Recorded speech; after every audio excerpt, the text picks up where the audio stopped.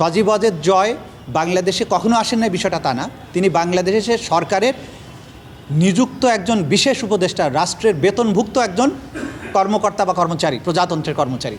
তিনি সাজাপ্রাপ্ত আসামি শেখ হাসিনার পুত্র, তিনি আওয়ামী লীগের নেতা, বহুভাবে তিনি বাংলাদেশের সাথে সম্পৃক্ত। বিশেষ করে তার আইসিটি প্রতিমন্ত্রী, তিনি আইসিটির অ্যাডভাইজার ছিলেন এবং আইসিটি মন্ত্রণালয় বাংলাদেশের গণহত্যাকে আড়াল করার জন্য ইন্টারনেট বন্ধ করে সারা বাংলাদেশে গণহত্যাকে যেভাবে ফ্যাসিলিটেট করেছিল, গোটা দুনিয়ার কাছ থেকে এই গণহত্যার তথ্য লুকানোর চেষ্টা করেছিল, সেটার মাস্টার মাইন্ড কিন্তু সে, সজীব ওয়াজেদ জয়।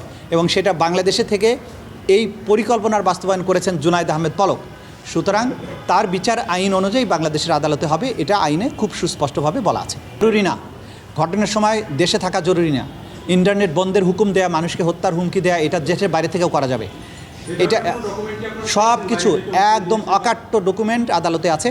যখন সাক্ষ্যগুলো আদালতে আসতে থাকবে তখন আপনারা এক এক করে পরিষ্কার হবেন যে তাদের বিরুদ্ধে কী ধরনের সাক্ষ্য প্রমাণ আছে। সব কিছু আছে বলেই নিশ্চিত হয়েই প্রসিকিউশন তার বিরুদ্ধে ফর্মাল চার্জ দাখিল করেছে। সালমান এফ রহমান এবং আনিসুল হক, এই দুজন আসামির বিরুদ্ধে যে ফর্মাল চার্জ দাখিল করা হয়েছিল সেটার ব্যাপারে আজকে আসামি উপস্থিতিতে আদেশ দানের জন্য নির্ধারিত ছিল। আজকে আসামিদেরকে উপস্থিত করা হয়েছিল, আদেশ দেয়া হয়েছে যে 17ই ডিসেম্বর তাদের বিরুদ্ধে অভিযোগ গঠনের শুনানিটা শুরু হবে। এই সময়ে আসামি পক্ষ থেকে দুই আসামির পক্ষে দুটো আবেদন করা হয়েছিল। আসলে তারা একটা ডাইরেকশন চেয়েছিলেন জেইল অথরিটির কাছে যে তারা বিদেশি আইনজীবী নিয়োগ করতে চান, সেই জন্য জেইল অথরিটিকে যেন নির্দেশ দেওয়া হয় প্রয়োজনীয় ফর্মালিটিস কমপ্লিট করার জন্য। আমরা বলেছি কোর্টের কাছে যে এই অ্যাপ্লিকেশনটা মিসকনসিভড, এটা আইনটা ফলো করে করা হয়নি। কারণ বিদেশি আইনজীবী নিয়োগ করার বিধান আমাদের ইন্টারন্যাশনাল ক্রাইমস ট্রাইব্যুনাল অ্যাক্টে রাখা হয়েছে, কিন্তু সেটা একটা শর্ত জুড়ে দেয়া আছে। সেটা বলা হয়েছে যে বাংলাদেশের আইনজীবীদের প্র্যাকটিস করা রিলেটেড যে আইনটা, Bangladesh bar council and legal practitioners order 1972, সেই আইনে যেসব বাধা নিষেধ আছে সেগুলো সত্ত্বেও বার কাউন্সিলের কাছে যদি ওনারা আবেদন করেন, তাহলে বার কাউন্সিল কোনো বিদেশি আইনজীবী নিয়োগের ব্যাপারে যদি অনুমতি দেয়, পূর্ব অনুমতি, আইনে বলা হয়েছে যে পূর্ব অনুমতি যদি তারা পায়, তাহলে ট্রাইব্যুনাল সেই বিদেশি আইনজীবীকে এখানকার আসামিদের পক্ষে প্রতিনিধিত্ব করার জন্য পারমিশন দিতে পারবেন আর কি, এটা বলা আছে। এক্সট্রিম মশার কয়েল প্ল্যান্ট ফাইবার দিয়ে তৈরি, তাই সহজে ভাঙে না, সুগন্ধিযুক্ত ও নিরবিচ্ছিন্নভাবে জ্বলে। ডেঙ্গু, চিকুনগুনিয়া বাহি সহ যে কোনো মশার বিরুদ্ধে দেয় এক্সট্রিম সুরক্ষা। কিন্তু ওনারা করেছেন কি, ওনারা এসে কোর্টের কাছে আগে আসছেন। তা আমরা যেটা সাবমিশন রেখেছি যে আইনের যে বিধান, আইনের বিধানকে বাইরে যাওয়ার সুযোগ নেই।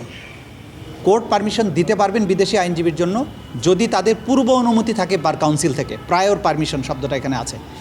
এবং আমরা এটা সাবমিট করেছি যে আদালত এই স্ট্যাটিউট যেটা আছে, অর্থাৎ বিধিবদ্ধ যে আইন আছে, এর বাইরে কোনো আদেশ দিতে পারবেন না। আদালত অনেক সময় ন্যায় বিচারের স্বার্থে আদেশ দিতে পারেন কখন, যেটা আইনের মধ্যে আছে অথবা আইনে সুস্পষ্ট নাই, যে কোনো দিকে যাওয়ার সুযোগ আছে, তখন কিন্তু আদালত তার স্বেচ্ছাধীন ক্ষমতা প্রয়োগ করতে পারেন। কিন্তু যেখানে স্ট্যাটিউট সুনির্দিষ্টভাবে বলে দেয় যে এই কাজটা করা যাবে না বা এটার সাথে এই শর্ত যুক্ত আছে, তখন আদালত পারমিশনটা দিতে পারে না। তো আদালত এটা শুনেছে দুই পক্ষকে, শুনে পরবর্তীতে এটা আদেশ দেবেন বলেছেন। একটা আদেশ তারা চেম্বারে হয়তো দিবেন, যেটা তাদের কাছে গ্রহণযোগ্য মনে হবে, নিশ্চয়ই সেটা তারা করবেন না। এটাই ছিল মূল কথাটা। আর একটা জিনিস যেটা হয়েছে, আমরা বলার চেষ্টা করেছি যে ওনারা অ্যাডজর্নমেন্ট চাচ্ছিলেন, বেশি করে সময় চাচ্ছিলেন। আমাদের আইনের সেকশন 13-এ খুব স্পষ্ট করে বলা আছে যে এই মামলার কোনো অ্যাডজর্নমেন্ট থাকবে না, তার মানে প্রতিদিন নিয়মিত চলবে। সেক্ষেত্রেও তো ওনাদেরকে 17 তারিখ হলে প্রায় এক সপ্তাহের সময় দেওয়া হয়েছে। তো একটা জিনিস আমরা মেসেজটা ক্লিয়ার করতে চাই যে এটা একটা বিশেষায়িত আদালত, এখানে বিদেশি আইনজীবী আনার সুযোগ আছে, আইনের নির্দিষ্ট কাঠামো বা নির্দিষ্ট পরিক্রমা অতিক্রম করে তাকে আসতে হবে। কিন্তু এটা মনে রাখতে হবে যে এটা বিশেষ পারপাজে, অর্থাৎ ক্রাইমস অ্যাগেনস্ট হিউম্যানিটির মতো একটা অতি গুরুতর অভিযোগের বিচারের জন্য। সুতরাং এটার প্রসিজিওরটা সাধারণ আদালতের চেয়ে ভিন্ন। এই কারণে এখানে আইনে বিশেষ বিধান যুক্ত করা হয়েছে যে কোনো অ্যাডজর্নমেন্ট ছাড়া এটা চলবে।